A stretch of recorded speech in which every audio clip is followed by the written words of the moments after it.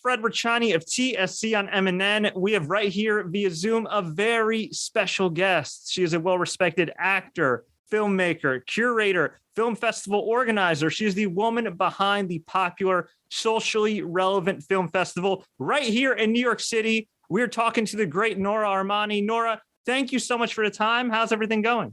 Thank you. Thank you so much, Fred. Thank you for inviting me to your show. It sounds great. It looks great behind you with the skyline and everything. Yeah, excited to be here. Thank you. Well, we're happy to have you on. And you talk about my backdrop. I see your backdrop. Before we dive into your incredible career, I want to talk a little bit about the Socially Relevant Film Festival that's coming up in just a few weeks at the time we're recording this. Can you tell anybody, especially in the New York area, why they should check it out virtually and in person? Yes. I'm so excited that we are going back to the in-person festival this year. As you know, or viewers might not know, that this is our 9th annual edition of the festival. I started the Socially Relevant Film Festival 9 years ago. And at the time, it was like a tiny little endeavor. We didn't know where we were going. And I am so happy to say that thanks to the filmmakers who trusted us with their films, thanks to our sponsors and partners and a wonderful festival team for whom I am ever so thankful, we have been able to carry on and come this far. The 9th edition is a hybrid edition of the festival in which we have some films which are screening in person and others, or actually most of the films are also screening online, but only after the in-person section wraps. We are opening at the Lincoln Center on March 16 with 2 amazing films. One of them is called Their Algeria. It's a documentary about an Algerian couple who has moved to France in the 50s. And then after 62 years of marriage, they decided to divorce. And it's amazing because the granddaughter of the couple wants to, Lina Soualem, whose film this is, investigates the reasons why and all the silence and why they did not talk about the history and the background and all that. So it's a fascinating autobiographical piece, but at the same time, it reflects the Algeria-France situation and all that implies. And a divorce, basically, which is also the divorce of Algeria from France.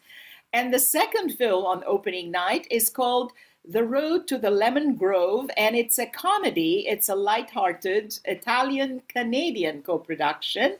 The Canadian part is part of our special focus this year, which is called Voices of Canada, and it's sponsored by the Canadian Consulate General and Telefilm Canada. And we have a number of films that come into that category, into that selection.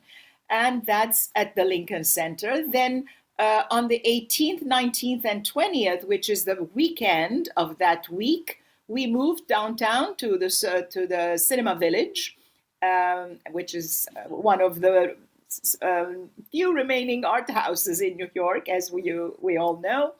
And we follow the rest of the program with a number of short films, documentaries, and narrative features. The entire program is on the festival website. As people want to see that, www.ratedsrfilms.org, where you can find your heart's content and come and see the shows.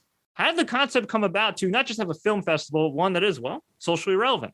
Yeah, well, the idea of the Socially Relevant Film Festival came to me because originally I was appalled by all the violence that is around us, not necessarily films that dwell upon violence, because if you don't want to see violent films, you don't go to see them. Mm-hmm. You have a choice. But I'm talking about big billboards and posters and all this violence that is all around us, attacking us, infringing on our privacy, and we have no choice. I'm not going to walk in the street with my eyes closed. It's right there. So that was something that really struck me, and I felt we need to offer an alternative form of entertainment. But I also talk about violent forms of storytelling, violent forms of movie making, in abrupt cuts, loud music, special effects that is like supposed to dazzle you or wow you, as opposed to just sitting down and telling me a story about human people, human interests, real lives, real people. So that was basically the idea behind it. And I'm happy to say that in the 9 years that we have existed so far, in the 8 previous editions, we have screened over 550 films from 39 countries. And we have a selection of 64 new selections, new films that are being offered to this year between the in-person and the online section. The online section kicks in on the 20th of March and extends until the end of that week, the 27th. That is incredible. First of all, much respect, props to you and your crew for everything you do. It's fantastic. That's an insane number. But I got to imagine when you first got into acting, when you first got into show business, maybe at the top of your head, it wasn't, hey, I want to start a film festival and be a curator, and deal with all this stress. It's rewarding, but it's stressful as well. So take me back in the day. How did this all kind of come about for you? Did you grow up in show business? Did you always want to be an actor? Did you see yourself behind the camera on the stage? How did it all come about for Nora? No, actually, putting together a film festival couldn't have been the furthest away from my thoughts, because I had been invited as an actor, performer, filmmaker myself to guest curate other film festivals back in the day. Like, I've done a lot of film festivals. I've even produced films. One of my feature film productions as a co-producer. I was living in France at the time as a French co-producer. It was a Palestinian film, Haifa, which was a German, French, Dutch, and Israeli co-production. So it was like a bunch of things that were coming together. And I felt, wow, this is amazing to be doing this. And I knew what it takes to organize a film festival. So I was saying, no, I don't want to get into that. And funnily enough, like 9 years ago, I had to do it because a personal tragedy happened. My cousin and my uncle were victims of a terrible hate crime in the Middle East. And to commemorate them, I wanted to do something meaningful. And the idea of this festival came about. And then now it's my baby. It's like, not only this is my baby, all these filmmakers are my babies. And I feel like I have a responsibility, because we shine the spotlight on filmmakers whose voices would otherwise not be heard, because they're tackling difficult topics, and it's not terribly commercial in the big blockbuster sense of the word commercial. So we have to give them that platform. But as you said, I'm an actress first and foremost. And I have had an international career touring with my self-penned or otherwise plays, winning some awards, I must say, modesty aside. And I've also done my fair share of television, whether in the United States or United Kingdom or France and Armenia, especially, where I am also Armenian, and not from Armenia, but from the diaspora. I was born in Egypt, and I also I starred on Egyptian television series. So it's like a long journey. The actress always gets forgotten when I'm doing the film festival. So every now and then she comes up and say, hey, hello, I'm here. Don't forget me. But I don't forget, because recently I did my one-woman show on Theater Row in New York. And I have been accepted again for the next edition of United Solo Theater Festival, which will be coming in the fall with a new show. So the actors is not put to sleep yet. That's amazing, and much respect to you. And I'm so sorry you and your family went through that. But I've interviewed a number of people who've gone through unfortunate tragedies, and during these tragic times, they not only find a way to find strength and resilience, but they find a way to make a positive impact in other people's lives, and it's kind of helped them in the healing process. Would you say that the socially relevant film festival has helped you in that healing process? Absolutely. Not only being able to give back, but to elevate so many people in the process?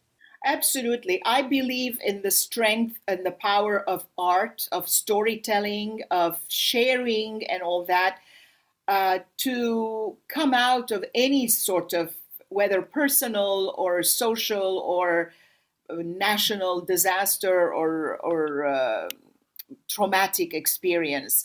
It's always by sharing the pain, by talking about it, by identifying with others who have gone through that. I remember one day I was having this conversation with my father, who also is very much concerned because we're talking about his brother here and his niece and my uncle and my cousin.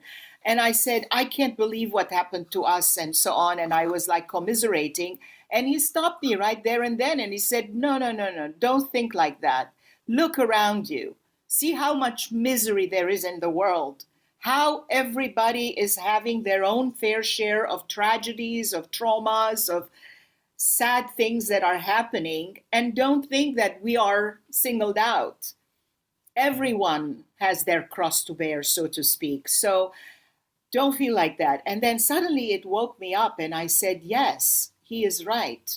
You know, we need to talk about it, but I don't want to talk about it because I want to gain the people's sympathy and say, oh, poor Nora, look what happened to her. No, but because I want people to know that they are not alone. Everybody who feels at some point in their lives that they are alone, that only things are happening to them. And part of the reason, the strength behind this festival is that by talking about these human interest stories and about topics that sometimes even I'm not aware of, and I learn, every day is a learning experience, we open and shine the spotlight on these people, and suddenly we feel, wow, wait a minute, I was thinking that the fact that my cat died was a terrible tragedy, but look at this. Some people right now as we speak are being bombed upon in the Ukraine, for example. And 2 years ago, the same thing happened in Armenia. Not very many people talked about it, but that's another story. And it's like misery is part of our human experience, and we shouldn't shy away from talking about it. I sincerely appreciate as somebody who is Lebanese American, you elevating, so many Middle Eastern voices, and of course also for you and your cause. I mean, Armenian voices. I mean, it's crazy to think about how much is going on that the news doesn't talk about, specifically when it comes to Lebanese cinema and really Middle Eastern cinema as a whole. What kind of drew you to showcasing it more, especially the last couple of years, where to the point where you actually have a Lebanese cinema section? That's right. Last August we had a full set. We did Unbroken. It was called Unbroken because everything broke with the explosion, but people's spirits hopefully were still unbroken. Memory and identity in Lebanese cinema. And we partnered on this series with the Lebanese American University in New York. And together we put together this series of films which were already known. Some of them were very well-known titles. Some of them were new. One of them, for example, was having its New York premiere, Walid Amouannes's 1982 film, which is now doing wonderfully in international distribution. So we are happy to say that we were the New York premiere of that film. And a bunch of other titles that were much better known, like Ziad Doueri's Insult, because they were films that had already been out for a while. Like The Insult was an Oscar contender in that year. And a whole set of very well-known Lebanese filmmakers who came to our call and showcased their films under this title. This year as well, we have two films, feature films.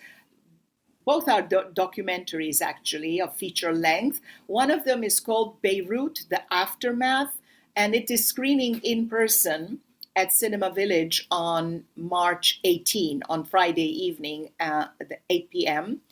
And the other one is called Enough, Lebanon's Darkest Hour. This was not about the explosion, but it was being shot 5 years prior to that. And it has talks with many important personalities and political figures and everybody who are throwing the spotlight on the whole corruption situation and the political backdrop and everything that kind of led to what happened in the explosion and the unaccountability of it all. So they are both very, very powerful films. You can check them out on our website. And we have a small animation film that is going to be screened also in person on the 18th, which talks about the explosion itself. It's a 5-year-old little girl who's about to blow the candles from her birthday cake, and then the explosion happens, and we know the rest. I mean, it shows what happens to this little girl. So it's very, very poignant. And like you say, I mean, there isn't enough. Actually, it's wrong to say there isn't enough being done in the United States vis-a-vis Middle Eastern cinema, because there isn't being done enough in the United States vis-a-vis all other cinemas, not just the Middle Eastern cinema. It's very American cinema is very much ethnocentric. It's like very concentrated on Hollywood, the blockbusters, the big movies that make a lot of noise. Although I must say there are a lot of exceptions. There are online services like Indie Pix, for example, who is a partner of the festival. There is the Cohen Media Group with the Quad Cinema, where we started 9 years ago. They have a fantastic collection of films, a lot of European titles that get screened on a regular basis. But these couple of art houses that remain still in New York are rather the exception than the rule. And hopefully we see more of them in the near future. Do you think your film festival and all these amazing filmmakers that you work with, like, do you think you guys are all helping kind of shift the tide? I mean, cinema's in a very weird spot now, right? With COVID and everything else, and some people only coming out, for blockbusters. And of course, as you kind of noted, there's still like a lot of gatekeeping, in Hollywood. Is very, ethnocentric. But we see, I think, particularly with TV and streaming, audiences are a lot more sophisticated. Like they want diverse voices. They want to hear different stories. I mean, hell, for a period, the number one show on Netflix was a South Korean drama in Squid Game. So, I mean, I feel like it's shifting in the right direction. But as somebody who's in it, almost, really 24/7, do you feel like it's going in the right direction? Yeah, I think you're absolutely right there, because even Netflix, I mean, look at Netflix, there are all sorts of different countries, different subtitled, lots of subtitled material, where it was really rare before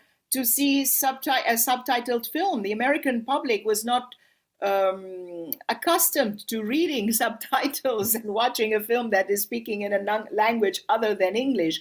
But now there is an abundance of these series on Netflix, which indicates that there is definitely a market for it. And we are also starting an education section, an education channel, so to say, where we will be showcasing a select number of our films that represent a little bit more of an educational value, even though, technically speaking, any film, by definition, has a certain level of educational value. And I noticed that when I was, over all these years as a curator, as a festival artistic director, I have learned so much from all the films that have been presented to us. Because sometimes a documentary would come about a topic that I had no idea about, and I would go, oh my God, I didn't know this. And if the film is well made, I mean to say from the point of view of production values and the storytelling, and it's not dragging on and becoming repetitive or anything like that, immediately it's in. Because I want to share that newly gained knowledge with a whole host of other people. And part of the idea behind the education channel will be that, to make available all these titles that could be.